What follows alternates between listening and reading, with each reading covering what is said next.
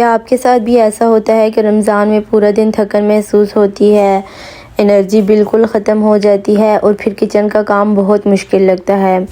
अक्सर हम सोचते हैं कि ये सिर्फ़ रोज़े की वजह से होता है, लेकिन असल में कुछ कॉमन गलतियाँ होती हैं जो हम डेली रूटीन में कर रहे होते हैं, जिसकी वजह से हमें बहुत ज़्यादा थकन महसूस होती है। हमें रमज़ान में इन गलतियों को अवॉइड करना चाहिए। तो आज की इस वीडियो में मैं आपके साथ ऐसी 5 गलतियां शेयर करूंगी जो हम अक्सर करते हैं और हमें पता भी नहीं चलता, और ये गलतियां हमारी सबसे बड़ी थकन की वजह बनती हैं। अगर आप भी इन गलतियों को जानना चाहती हैं तो इस वीडियो का एंड तक ज़रूर देखिएगा। तो चलें अपनी वीडियो स्टार्ट करते हैं। बिस्मिल्लाहिर्रहमानिर्रहीम। अस्सलाम वालेकुम एवरीवन, कैसे हैं आप सब? उम्मीद है आप सब खैरियत से होंगे। बहुत सी ऐसी गलतियां जो हम डेली करते हैं और वो हमारी थकन की सबसे बड़ी वजह बनती हैं। अगर आप भी इन गलतियों को अवॉइड कर लेती हैं तो आप बहुत ज़्यादा एनर्जेटिक और फ्रेश फील करेंगी। रमज़ान में हमारी सबसे फर्स्ट मिस्टेक जो हम बहुत सी लेडीज़ करती हैं वो ये है कि सहरी को स्किप कर देती हैं। बहुत सी लेडीज़ सहरी में सिर्फ चाय या फिर उसके साथ बिस्किट लेकर सहरी कर लेती हैं, या फिर कभी कभी सहरी को बिल्कुल स्किप कर देती हैं। ये हमारी सबसे बड़ी गलती होती है। सहरी हमारी बॉडी के लिए फ्यूल का काम करती है, और जब हम सहरी ही नहीं करेंगे तो फिर कैसे हम पूरा दिन फ्रेश और एनर्जेटिक रहेंगे। फिर हमें जब हम सहरी नहीं करेंगे तो फिर हमें सारा दिन वीकनेस फील होगी, थकावट महसूस होगी, और फिर उस तरह कोई काम करने को भी अच्छे से दिल नहीं करेगा। इसलिए हमें सहरी को बिल्कुल भी स्किप नहीं करना चाहिए। सहरी में हमें हेल्दी और फिलिंग चीज़ें ज़रूर इंक्लूड करनी चाहिए, जैसे एग हो गया, योगर्ट हो गया, रोटी, फ्रूट, और सबसे ज़रूरी और इम्पोर्टेंट चीज़ जो है वो पानी पीना चाहिए। हमें कम से कम 3 से 4 गिलास सहरी में ज़रूर पीने चाहिए पानी के, क्योंकि इससे हमारा सारा दिन फ्रेश और एनर्जेटिक गुजरता है। इसलिए सहरी में हेल्दी चीज़ें लें और सहरी को स्किप मत करें। अब नेक्स्ट मिस्टेक आ जाती है पूरा दिन रेस्ट ना करना।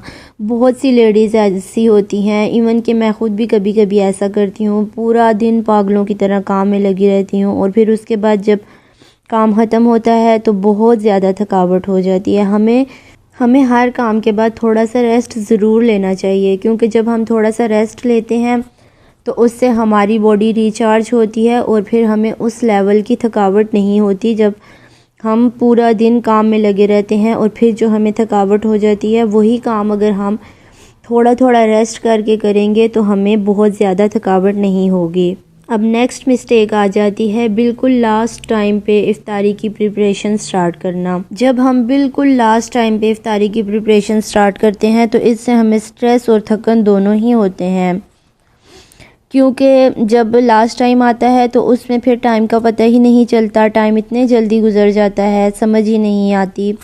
इसलिए इफ्तारी हमेशा 2 से 3 घंटे पहले हमें इफ्तारी की तैयारी स्टार्ट कर लेनी चाहिए, क्योंकि ज़ाहिर सी बात है 2-3 डिशेस बनानी पड़ती हैं, और फिर जब हम बहुत जल्दी में सारा काम करते हैं तो फिर हमें बहुत ज़्यादा थकावट हो जाती है। इसीलिए हमें अपनी इफ्तारी को टाइम से स्टार्ट करना चाहिए, उसके सारे काम जो हैं वक्त से पहले कर लेने चाहिए।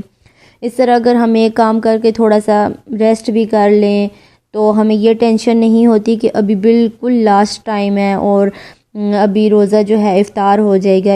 इसलिए हमें इफ्तारी की जो प्रिपरेशन है वो 2-3 घंटे पहले ही स्टार्ट कर लेनी चाहिए। अब नेक्स्ट मिस्टेक आ जाती है जो अक्सर हम लेडीज़ रमज़ान में करती हैं, अननेसेसरी डिशेस बनाती हैं। बहुत सी लेडीज़ ये मिस्टेक करती हैं कि डेली जो है बहुत सारी डिशेस एक साथ बना लेती हैं, और रमज़ान में वैसे भी आपको पता है 1-2 डिशेस हों तो वो काफ़ी होती हैं, क्योंकि बहुत सारी चीज़ें एक साथ नहीं खाई जाती और फिर वो सारा खाना वेस्ट हो जाता है।